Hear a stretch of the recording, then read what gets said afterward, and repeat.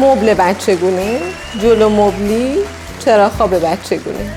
توضیحاتش 9 هستن و یک عدد تخت خواب بدون دوشک. حالا عکس‌ها رو نگاه کنید. یعنی 3 تا چیز مختلف، کپشن یه چیز، توضیحات یه چیز دیگه، عکس‌ها بی ربط‌تر از کپشن و توضیحات. اسکرین شات گوشی چی میگه این وسط؟ عکس‌ها رو یه چک نمی‌کنم ببینم چی دارن آپلود میکنن. کبوتر کله‌ای، جفت جوجه کله سرخ، نر و ماده، چش و نک سفید، چش و نک سفید، نمیدونم. همون نک منظورش بوده، گردن انگلیسی، فینگلیش گفته. به ضمانت تمیز شدن و عتیقه شدن. نر 2 بند دیگه داره بندازه، ماده هم هنوز 1 پره. به چه زبونیه؟ یکی بگه این چیه؟ نکش سفیده. الان چی شد؟ چش و نک سفید، ضمانت تمیز شدن و عتیقه شدن. آگهی واگذاری سگ. سگ ریشی 2 ساله. توضیحاتش اینجوری نوشته: سگ ریشی 2 ساله، گله‌ای، جونوری، آدمی، همه چی تمام. جونوری آدمی یعنی چی جونوری آدمی؟ همه چی تمامه. عکسش دنبال ریش بگردی تو عکس. مثلا هیچی نمیگم، خودتون عکسشو ببینید. نوشته کاملا ساده، مخصوص خونه باغ و دوربین مدار بسته. احتمالاً دوربین مدار بسته‌ش رو سرویس بهداشتی روشن بوده. عاشق نشستنشم. مردم ساده ایده.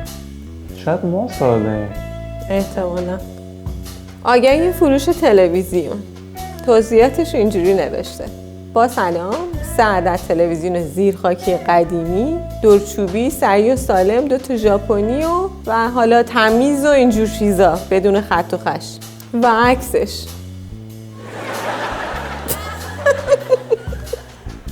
من که دیدم تو مشتاقه شد، مثلا عکس رو دیدم از تلویزیونا خوشم اومد.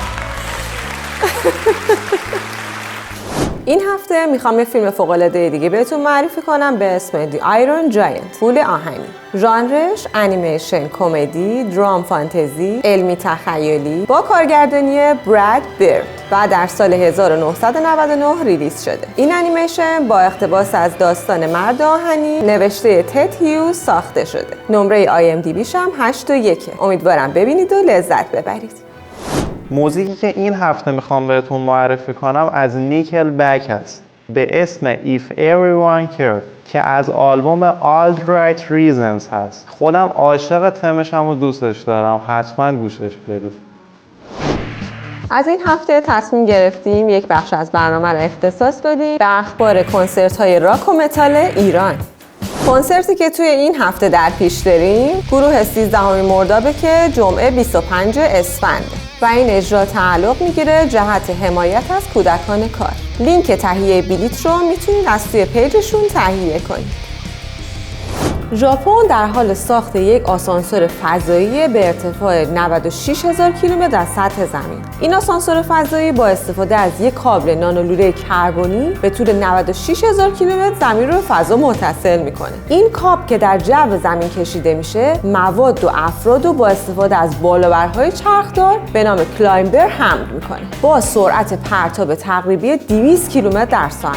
کلایمبر در حدود 2 ساعت به ارتفاع 400 کیلومتری جایی که ایستگاه فضایی بین‌المللی قرار داره میرسه. برای طی کردن مسیر کامل تا آخرین نقطه آسانسور به 7 روز زمان حرکت نیازه. هر پرتاب احتمالاً حدود چند میلیون ین یا چند هزار دلار هزینه داره. بالابر فضایی تنها راه برای سفر و حمل و نقل فضایی نیست. ماهیت مفهوم این پروژه رو میشه تلاشی برای حل مشکلات انرژی هم دونست. این پروژه شامل استقرار یک ماهواره سیستم انرژی خورشیدی فضایی یا همون SSPS در ارتفاع 36,000 کیلومتریه. خلاف انرژی خورشیدی در سطح زمین، SSPS تحت تاثیر آب و هوا قرار نمیگیره و انرژی دریافتی توسط 2 کیلومتر مربع پنل‌های خورشیدی شناور در فضا جذب شده. به عنوان یک مایکروویو به آنتن گیرنده روی زمین ارسال میشه. این یعنی میتونه انرژی رو به صورت بیستیم در یک مسافت 36000 کیلومتری انتقال بده. آنتن گیرنده آنتن یکسو کننده نامیده میشه که قطرش 2.5 کیلومتره. برای تصورش میتونید به اندازه یک زمین گلف فکر کنید. از اونجایی که نانولوله‌های کربنی به نسبت سایر جامدات چگالی کم 1.3 تا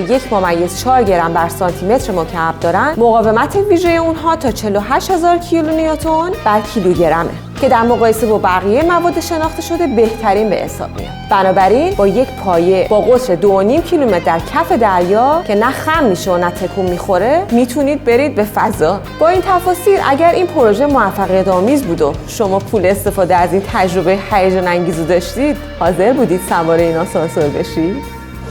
بازی که این هفته میخوام بهتون معرفی کنم اسمش هست سینتس رو. یه بازی فوق‌العاده‌ای که خودم واقعا عاشقشم. چندین نسخه داره که خودم نسخه 3 و 4 رو خیلی دوست داشتم. این بازی از مدل جهان بازه و خیلی شبیه GTA. سبکش هم اکشن و فانتزیه. توی این گیم میتونید شخصیت خودتون رو بسازید، لباساتون رو تعیین کنید، ماشینای مختلفی تجربه کنید و کلی خلافای عجیب غریب بکنید و مهمتر از اون شما به عنوان یک رئیس هستید توی این بازی. پس اگه میخواین به عنوان رئیس یک شهر رو تحت کنترل خودتون در بیارید، حتما این بازی رو نصب کنید و تجربه کنید.